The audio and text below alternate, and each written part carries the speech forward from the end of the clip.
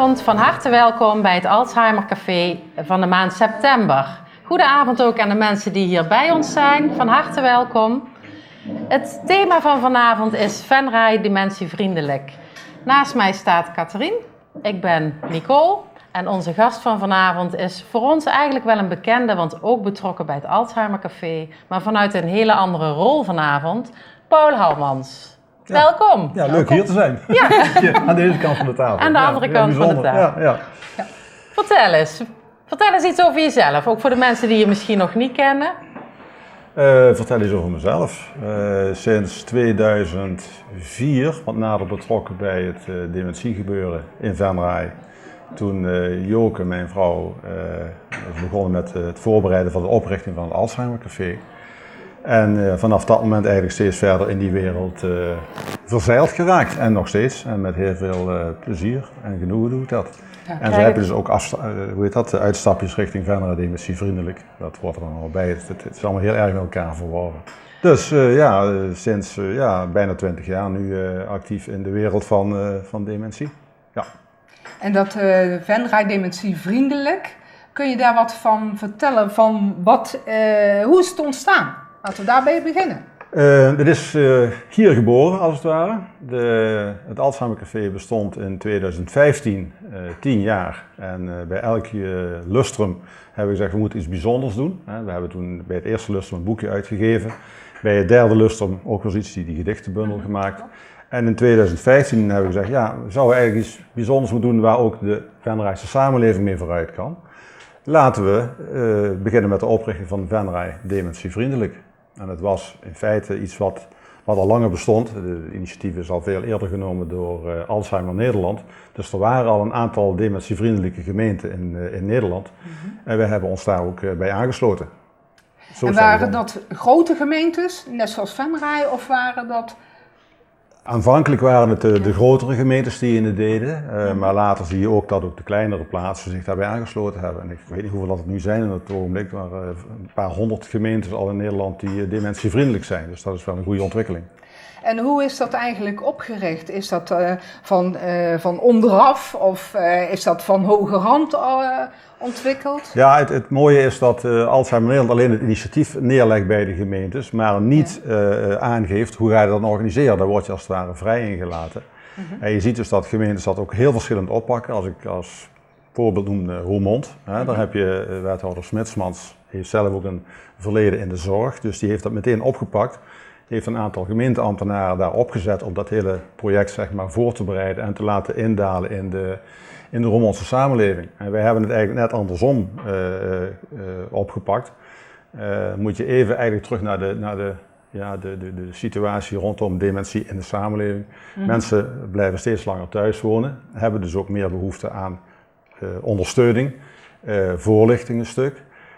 Maar het begint eigenlijk in die maatschappij zelf. Dus we hebben voor een andere opzet gekozen. We hebben het niet top-down, zoals dat heet, gedaan, maar bottom-up. Dus we zijn gewoon in de samenleving gaan kijken van hoe kunnen we mensen motiveren, mensen bewegen om ons daarin te volgen en mee te doen. Dus en wie is we dan? Zijn dat diverse vrijwilligers of mensen die gewoon het hart ook hebben liggen bij de zorg voor dementie? Onder andere, ja. Het is eigenlijk een burgerinitiatief. We zijn met een man of 8, 9 zijn we gewoon begonnen.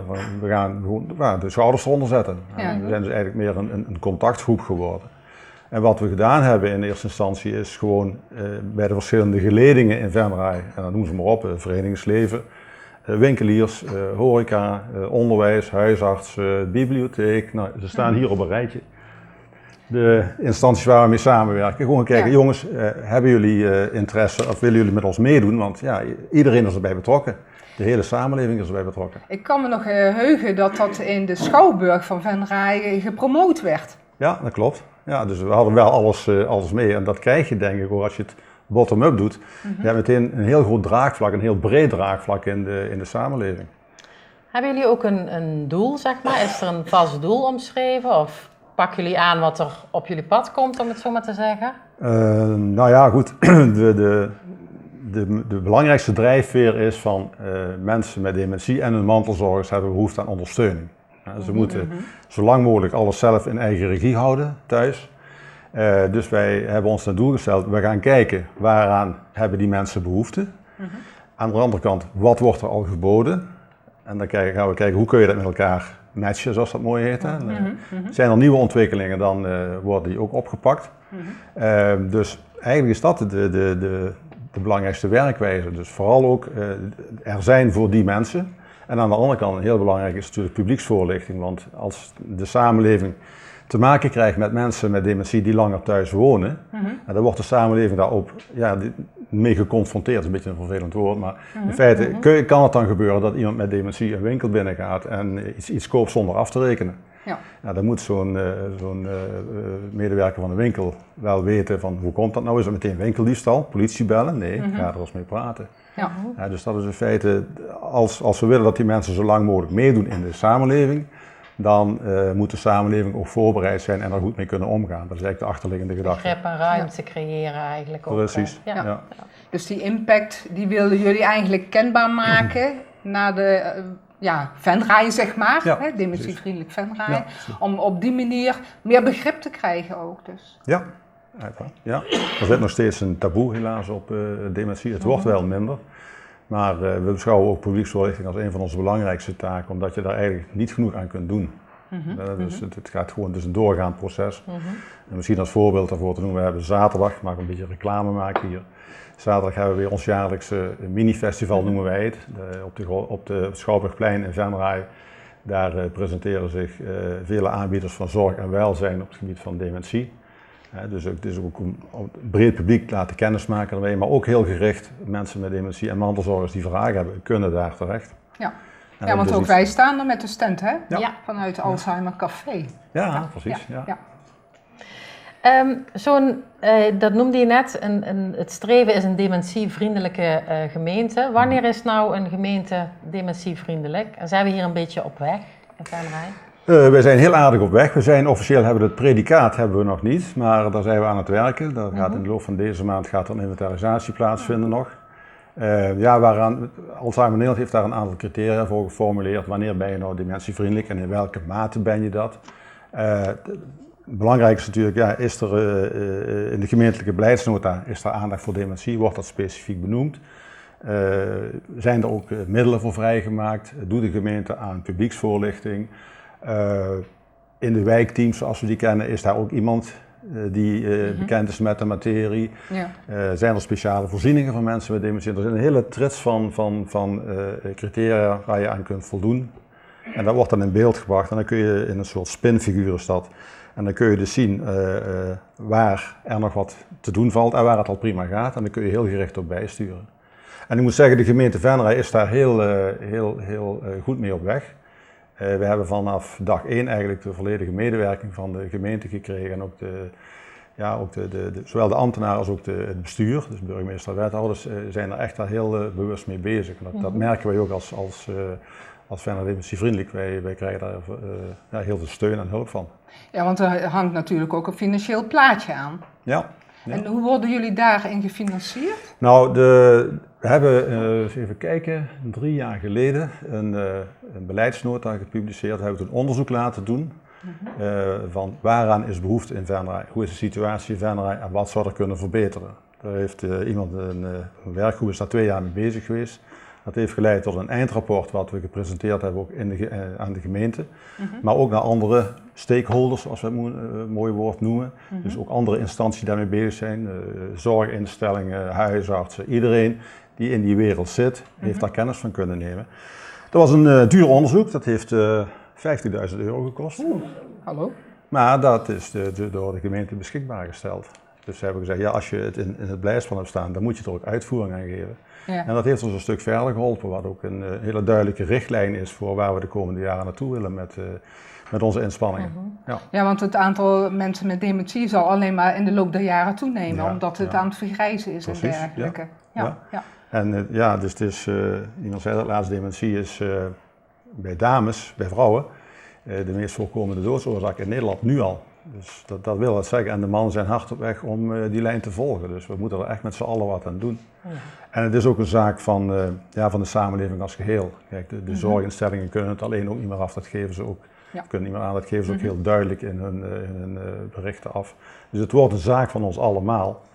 En vandaar dat we ook zeggen, ja, dan moet je ook zo breed mogelijk de schouders eronder zetten. Maar dat is ook wel het geluid wat steeds meer opgaat, dat we dat ook met z'n allen willen. Hè? Niet iedereen meteen in een zorginstelling, maar zo lang mogelijk deelgenoot maken van de samenleving. Klopt. Maar dat betekent ook dat de anderen daar ook in mee moeten kunnen gaan natuurlijk. Ja. Want dan kijken we eens naar winkeliers en horeca. Krijgen die nou ook nog steeds zo'n voorlichtings... Wij zijn toen gestart, dus een jaar of 6 geleden mee gestart met het faciliteren van opleidingen voor winkelpersoneel, bankpersoneel, horecapersoneel. Gelukkig een aantal grote winkelbedrijven deed daar al aan, banken deden het ook al. Dus er was al een lijn ingezet, we hebben dat ook verder gestimuleerd en gefaciliteerd. Een andere belangrijke stuk voorlichting wat we gedaan hebben is naar werkgevers, de grotere bedrijven in Venray. Van, hoe kun je nou een mantelzorgvriendelijk personeelsbeleid voeren? Dus er is een onderzoek naar gedaan ooit, dat is al een paar jaar oud. En daar bleek dat 15% van alle werknemers in Nederland is ook mantelzorger. Dus stel je voor, je hebt een bedrijf met 200 mensen. Ja, dan zit gegarandeerd zit daar een aantal mantelzorgers tussen. En de vraag is toen ook bij de werkgevers neergelegd van, kijk daar eens goed naar. Mensen zijn vaak zwaar belast. En als hij een keer een uurtje eerder weg moet omdat hij met zijn vrouw naar de dokter moet of whatever. Of even tussendoor dat er iets aan de hand is. Faciliteer dat, laat dat gewoon toe. Want als je dat niet doet, dan gaan mensen op hun tenen lopen op een gegeven moment. En dan krijg je ziekteuitval. En dat wil je als werkgever natuurlijk ook niet hebben. En heb je daar ook succesvoorbeelden van? Nou goed, er is daarnaast nog een project geweest, dat is wel leuk om te noemen, van in hoeverre kun je mensen met dementie nog lang in het arbeidsproces betrekken. Er is een regio is daar een project voor gestart, er zijn een aantal bedrijven en dat is een project wat destijds opgestart is door chef Keizers, een mantelzorgmakelaar. En die heeft dus wel een aantal mensen zo kunnen plaatsen. Ik heb zo de namen van de bedrijven niet paraat, maar dat is dus inderdaad gelukt om een aantal mensen nog een aantal jaren heel zinvol werk te laten doen. En dat is wel fijn. Ja, zeker. Want hoe zijn jullie nou georganiseerd? Want dit zijn al de groepen die daaraan meedoen, aan dementievriendelijk. Maar je kunt niet alles zelf gaan doen. Hoe wordt dat georganiseerd door jullie? Je hebt de kerngroep, dat is eigenlijk de spin in het web. Daar zitten 65 mensen in. We hebben daar gekeken naar de samenstelling van die groep. Mensen moeten wat affiniteit hebben met zorg. Ook in de wereld van thuis zijn. We hebben mensen uit het bedrijfsleven erbij. We hebben mensen uit de medische wereld erbij. We hebben één persoon in de kerngroep die heel goed op de hoogte is van alles wat er met woningbouw en speciale woningen nodig is. Dus we proberen al die terreinen zo te bestrijken. Moeten er concreet plannen worden uitgewerkt, hebben we daar een soort ad hoc werkgroepjes voor. Dus die dan aan de slag gaan van mensen die verstand hebben van de desbetreffende materie. Dat is ook makkelijk, want alles moet gedaan worden door vrijwilligers. En vind die maar eens, daar zit iedereen mee, wij ook. Dus je kunt makkelijk iemand krijgen als je zegt, nou ik heb een projectje voor je en een half jaar en dan is het ongeveer doorlopen en is klaar. Oh, dat wil ik wel doen. Maar als je zegt, wil je in het bestuur meedraaien voor een periode van 4 jaar, dan weet ik niet. Dus we moeten het ook heel praktisch durven bekijken, dat ook dingen echt goed landen en goed opgepakt worden. En dan heb je natuurlijk, wij noemen dat ambassadeurs. Dat zijn eigenlijk onze ogen en oren in de samenleving. Als wij dus, stel bij dat project van dementievriendelijk personeelsbeleid, dus mantelzorgvriendelijk personeelsbeleid, hebben we dus via de ingang van de industriële club Venray, die hier, daar hebben we een contactpersoon voor en die zegt, god, introduceer dat plan eens bij jullie club en dat we een keer kunnen komen. En zo wordt het dan ook gedaan. Dus het werkt heel gerecht. We zijn eigenlijk meer een netwerkorganisatie die dankzij al die vertakkingen makkelijk toegang heeft in alle achterliggende organisaties, zeg maar. Oké. Dus je hebt de kerngroep en dan heb je daar langs in feite nog de projectgroep. De projectgroepen, ja. En die projectgroep, dat zijn heel wisselend qua samenstelling. Het hangt er net vanaf. Wat wil je laten zien, wat wil je opstarten? En dan ga je de mensen verzoeken. En we hebben intussen wel een groot netwerk van mensen die we wel kunnen peilen daarvoor, dus dat werkt gewoon heel praktisch. En hoe verhouden jullie zich dan tot Alzheimer Noord-Limburg bijvoorbeeld? We werken heel veel samen met Alzheimer Noord-Limburg. We zijn ook geen rechtspersoon, we zijn gewoon een groep mensen, we zijn meer een netwerkorganisatie, we zijn geen eigen stichting. Dat heeft voordelen, heeft ook nadelen. Nadeel is dat je officieel geen subsidies kunt aanvragen, om er een hele praktische te noemen. Want dan moet je een rechtspersoon zijn. En daar kunnen we dus Alzheimer Noord-Limburg voor inschakelen, die dan namens ons optreedt. en dat soort zaken regelt. En wij zijn dan eigenlijk meer het orgaan wat het in uitvoering brengt. Ja. Ja. Goed zo. En die beleidsontwikkeling, daar gaat de wethouder ook in mee, denk ik. Ja. Dus die is ook zeer nauw betrokken in dit geheel? Ja, zeker. Ja, daar zijn we erg blij mee. We zijn trouwens heel erg blij met de samenwerking met de gemeente. Hè? Want wat ik straks al zei, het is niet alleen beleid wat ze opschrijven en uitdragen, maar ze doen er daadwerkelijk ook financieel bijdragen. Ja, en faciliteren ons dat met vergunningen en zo. Dus dat is, daar zijn we erg blij mee. Goed om te horen. Ja. Je werkterreinen, de hoofdwerkterreinen, wat zijn dat? Allereerst wat ik straks zei, publieksvoorlichting. Dat kan niet genoeg zijn. Dat blijft gewoon op een doorlopend proces. Dat is het één. Het tweede is beleidsadvisering, wat ik straks over had, de nota die we gemaakt hebben een paar jaar geleden. En we blijven ook in contact met de verschillende belanghebbenden om te kijken wat kan daar nog verbeteren. En de derde is hele concrete activiteiten die je doet voor je eigen doelgroep, dus voor de mensen met dementie en de mantelzorgers. Ja. Maar misschien is het wel leuk, Paul, dat je hier wat over vertelt. Ja, dat is dat is heet van de naald. Bewegen, kunst en muziek, Venray. Ja. De folder is nog warm, hè? Ik heb hem vanmorgen opgehaald, dus hij komt zo van de drukker. Ja, we hebben, dat is wel mooi om even de achtergrond erbij te vertellen. De overheid, de Rijksoverheid heeft dus aan een aantal gemeenten in Nederland een potje met geld beschikbaar gesteld, bedoeld om nieuwe projecten op te starten voor nieuwe vormen van dagbesteding. Dus naast wat er al op de zorgboerderijen gebeurt, kijk eens naar hele specifieke vormen van dagbesteding. En dan vooral ook kijkende naar de groep van mensen met jong dementie, want die is sterk groeiend. Dus vaak leven daar wat andere interesses, wat andere belangstelling. En dan zijn we eens goed na gaan denken van, wat is nou goed voor iemand met dementie? En dan hoor je overal, tot bij Erik Scherder toe, en die kan het weten, het fit houden van lichaam en geest. En dat kun je heel breed oppakken. Wat algemeen bekend is dat muziek heel veel doet met mensen met dementie. Dus die hebben we als eerste eruit gepakt. En de tweede die we eruit gepakt hebben is bewegen. Een fit lichaam, een gezond lichaam is goed, je voelt een goede conditie, is gezond voor je. Je kunt langer zelfstandig blijven, dingen blijven doen. Kortom, je wordt er beter van. En de derde is wat specifieker, dementie en kunst. Wij noemen dat dan beleefkunst. En dat kan zowel passief als actief zijn. Hè. Je kunt dus samen praten over kunst, je kunt kunst gaan kijken, je kunt luisteren naar kunst, maar je kunt zelf ook kunst maken. Dus die drie, dat worden dus drie pilots noemen we dat, proefprojecten die nu worden opgestart de komende maand.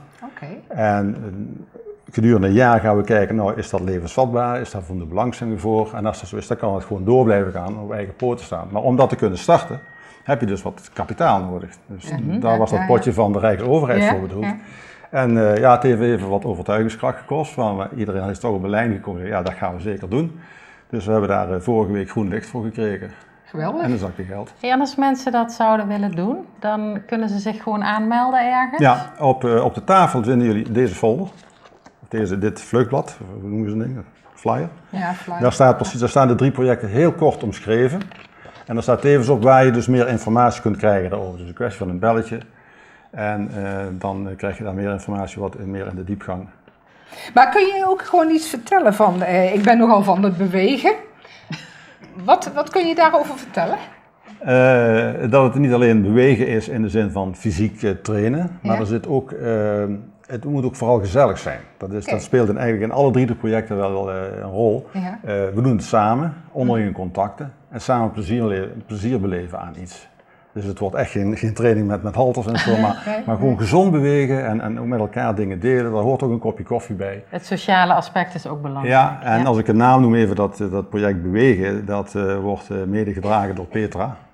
Petra de la Roy, bekend van Optidance, hebben we al eens een keer hier gehad. Die kennen we. We hebben al een keer met z'n allen staan. Die gaat dit doen, dus dat is uit uitstekende handen. Ja. En het project muziek, daarvoor werken we samen met Ars Musica, een koor, die daarvoor speciaal ruimte vrij maakt. De dirigent gaat zich ook richten op dat koor. Daar kunnen mantelzorgers meedoen. Wij noemen dat dan mantelzangers. Leuk gevonden. En daarnaast zijn ook een aantal leden van Ars Musica die zeggen, nou, daar willen wij graag om een beetje body en een beetje achtergrondversterking te leveren. Daar willen wij graag aan meedoen. Dus daar hebben we echt een volledige medewerking van gekregen. Daar zijn we erg blij mee. Ja. En de kunst? Ja, de kunst is natuurlijk een verhaal apart. Nou, we hebben misschien straks leuk voor na de pauze. We hebben Jacques Omen hier, de directeur van de kunstwerkplaats. Daar werken we mee samen. Die kan er straks ook van alles over vertellen. Dus het gaat ook in een hele ontspannen sfeer en gewoon samen dingen beleven. Dat is eigenlijk het sociale aspect is ook heel belangrijk. Klinkt goed, Paul. Ja, we zijn benieuwd. We gaan vol enthousiasme van start. Dus, Nou ja, dan kunnen we misschien wel meteen een oproep doen en iedereen gewoon meld je dan ook zoveel mogelijk aan. Dan wordt het ook een succes, toch? Tuurlijk, ja. Zeker. Nou ben ik een leek en ik wil gewoon wat contact met jullie leggen. Bij wie moet je dan zijn? Nou, we hebben een eigen website. Daar staat ook één hoofdstuk bij, dat heet Visie, geloof ik. Als je dat leest, dan staat op 1 A4'tje wie we zijn, wat we doen, waarom we het doen, met welke achtergrond en hoe we het doen. Dus je hoeft geen hele lappe tekst door te nemen. Daarnaast publiceren we via onze Facebookpagina ook dingetjes die gebeuren of gaan gebeuren. En daarnaast publiceren we regelmatig via Pelemaas, want dat is Van der Munkhoff, hij staat rechtsonder, ook een van onze partners, een van onze ambassadeurs, die gezegd heeft, nou als jullie wat te vertellen hebben, wees welkom. Dus dat komt in de Pelemaas en de kabelkrant en dat soort dingen. Precies, ja. Zo. Mooi. Even kijken, wat staat er nog allemaal meer? Wat staat er op de rol? Ja, daar hebben we al een gedeelte van gehad, hè? Ja, maar ik ben wel benieuwd, want we hebben natuurlijk een klein beetje ook vooronderzoek gedaan. Jullie zijn bezig met een inloophuis? Ja, dat zijn heel concreet wat er op de rol staat, waar we eigenlijk de komende jaren aan willen werken. We hebben nu dit Alzheimer Café, waar mensen 1 keer per maand elkaar kunnen treffen en met elkaar praten over dementie. En elkaar kunnen ontmoeten in een gezellige sfeer. En Zeker. Ja, toch? Ja, het heeft echt wat. Ja. Maar eigenlijk zou je iets moeten hebben waar mensen gewoon dagelijks in en uit kunnen lopen. Nu bestaat het fenomeen inloophuis, dat bestaat al een aantal jaren in Nederland ook, dat heet Odense Huis. En Odense is een stad in Denemarken. Daar is het initiatief jaren geleden genomen om zo'n huis op te richten. Waar mensen dus voor informatie binnen kunnen lopen, ook voorlichting krijgen, maar ook gewoon even gezellig een kop koffie gaan drinken. En dat is dan de hele dag door geopend. En we zijn er aan bezig, Alzheimer Nederland die stimuleert dat ook, om in de landen hier en daar wat meer Odense huizen neer te zetten. Nou ja, en toen hebben we als Venray gezegd, daar kunnen we natuurlijk niet bij achterblijven. Dus we zijn ook bezig om in Venray zo'n ding van de grond te krijgen. En dat is makkelijker gezegd dan gedaan. Ja. Het kost veel geld om zo'n ding te verkrijgen of te huren, in te richten. Maar vooral ook van, als je zo'n huis hebt, dan moet iemand aanwezig zijn. Minimaal 1, misschien wel 2. Dus dat is makkelijker gezegd dan gedaan. Maar daar zijn we wel volop mee bezig om in ieder geval als we dat qua gebouw en vestiging, als we dat vast in de steigers hebben staan, dan gaan we vervolgens doorwerken aan hoe krijg je dat op een goede manier bezet. Maar nogmaals, dat kan een project worden van een paar jaar. Dat is niet zomaar even gedaan. Want als je nou kijkt naar wat je al gedaan hebt, dan staan we helder voor de geest, die dorpentour. Kun je daar wat van vertellen? Ja, want dat is ook een heel belangrijk gegeven. Ja, dat was ook vanuit het Alzheimer Café met name geïnitieerd. Met de voorstelling Wij van Ruud.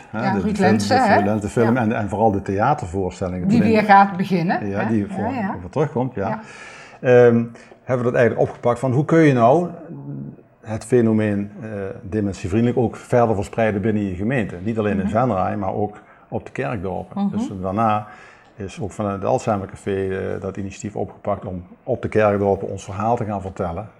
Nou, dit is verrassend geweest hoeveel belangstelling daarvoor was. We zijn als eerste naar IJsselstein geweest. We gaan Joke aankijken, jij was daar ook toe bijna. Ja. En er waren 70 mensen. En ik dacht, wow. Ja. Dus er is best wel belangstelling.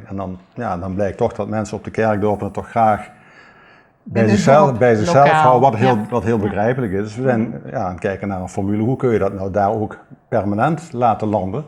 Dat het daar ook de reguliere aandacht krijgt die het verdient. Ja, dus daar hebben we toen follow-up aan gegeven. En daar werken we nog steeds aan. Een andere belangrijke is, en dat is ook een hele moeilijke, dus we staan best wel voor uitdagingen, dat is dementie en andere culturen.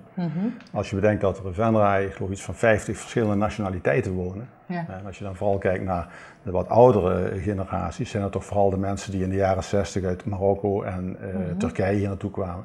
Daar zie je dus al het fenomeen dementie in alle omvang de kop opsteken. Het probleem daarbij is dat daar in die culturen kijkt men heel anders aan tegen hoe ga je daarmee om, hoe ga je hulp organiseren. En dan zie je dat de mensen eigenlijk gewoon verwachten dat kinderen, zelfs kleinkinderen, meehelpen in de zorg voor de persoon met dementie. Alleen waar het daar gaat schuren is dat de jongere generaties, ja, die leven al in een westers patroon, hè, en hebben diezelfde culturele achtergrond, veel minder, althans niet zo specifiek op die dingen gericht. Ja. En daar moet je dus ook proberen de vinger achter te krijgen, om te kijken hoe kunnen we ook voor die mensen wat organiseren, want het gaat daar vaak nog helemaal niet goed. Ja.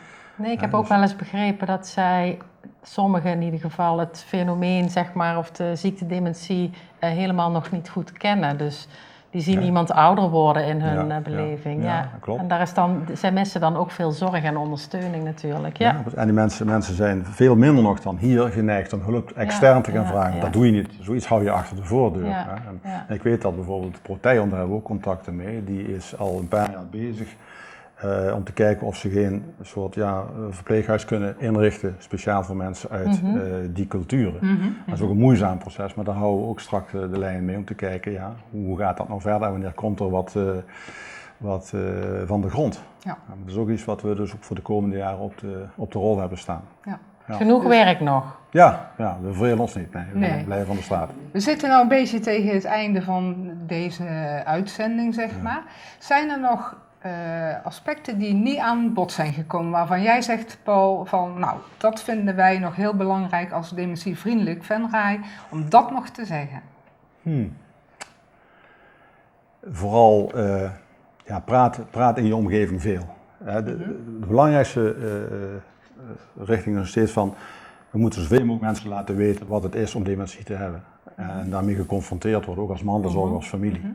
Dus help ons mee om het uit die taboesfeer te halen. Probeer daar, en dat kan alleen maar door er heel veel over te praten met elkaar, er ook heel open in te zijn. Er is gelukkig al een hele hoop verbeterd de laatste jaren, maar het kan nog meer. En wat je straks al zei, Nicole, de mensen met dementie, een aantal wordt er steeds meer. Het aantal zal ten opzichte van, als ik vergelijk 2020 zeg met 2040, dan wordt er 2 keer zoveel. En dan hebben we in Venray iets van 1500 mensen met dementie. Ja. En als je dat bedenkt dat er dus om elke persoon met dementie 3 mantelzorgers aanwezig zijn, dan mag je dan nog eens een keer 3 keer 1500 bijtellen. Ja. Dan zit je aan 6000 mensen. En dat zijn er heel veel. Dan kennen wij allemaal wel iemand uiteindelijk die betrokken is bij. Ja. Van verder weg of dichterbij, heeft iedereen ermee te maken. Ja. Dus dat is eigenlijk mijn hartekreet van proberen het zo open mogelijk te maken voor iedereen. Is dat ook je droom? Als je zo kijkt, van stel dat we over een, weet ik veel, x aantal jaren een dementievriendelijke gemeente hebben. Wat is dan jouw droombeeld erbij? Nou, dat in ieder geval vooral de mensen die nog thuis wonen, met hun mantelzorgers, in dat proces vooral de mensen met dementie nog een aantal kwalitatief goede jaren hebben. Dat is belangrijk, want er is in die jaren nog heel veel moois te beleven en moois te doen. Voordat er een opname komt, dan houden we het natuurlijk een stuk moeilijker. Maar voor die tijd kan er van alles aan kwaliteit worden toegevoegd aan het leven van die mensen. Dat is eigenlijk het belangrijkste. Ja. Heel hartelijk dank namens ons allemaal voor jouw woorden met betrekking tot dementievriendelijk Venray. Het is goed om te zeggen dat 9 oktober hebben we wederom het Alzheimer Café. En dan gaat het over Bordje Vol. Dat is een oefeningen zijn dat waarin Saar Bloemers van Synthese meer kan vertellen van wat zij kunnen betekenen met Bordje Vol om als mantelzorger wat meer tips en tricks te krijgen om hoe om te gaan met mensen met dementie. Nou, we wensen u in ieder geval voor nu een heel goede avond. En ik zou zeggen, tot de volgende keer. Tot de volgende keer. Dag.